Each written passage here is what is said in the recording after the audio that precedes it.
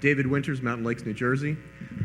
Years ago, you said you loved the newspaper business, and then over time, I guess it said it declined a bit and how much you loved it.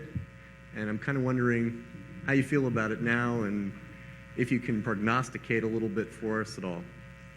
Well, I used to love it in two respects. I love the economics and I love the activity, both. And the love of the activity is not diminished. The economics are still exceptionally good compared to virtually any business in the world. They aren't quite as good as they were 15 years ago. So they have. I wrote about that a couple of years ago. Whereas what seemed almost the most bulletproof of franchises is still an exceptionally good business, but it isn't quite as bulletproof as might have been the case 10 or 20 years ago. I still think it's about as interesting a business as there is in the world. But if you're talking pure economics,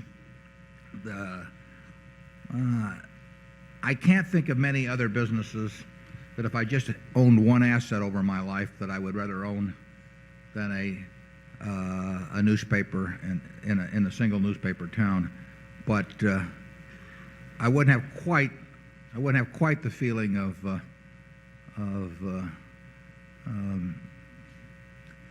absolute certainty that I would have had 10 or 15 years ago. Charlie? Yeah, I think it's obvious. The newspaper proprietors are getting a touch of paranoia for the first time. I mean, they worry about the electronic revolution. They worry about the fact that young people, don't read. It's not as much fun going to newspaper conventions as it used to be.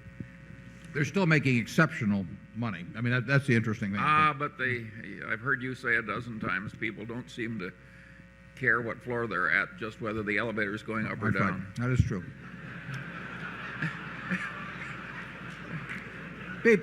People feel better when they're on the second floor of an elevator that's just come from one than they do when they're on the 99th floor coming down from 100. There's no question about that.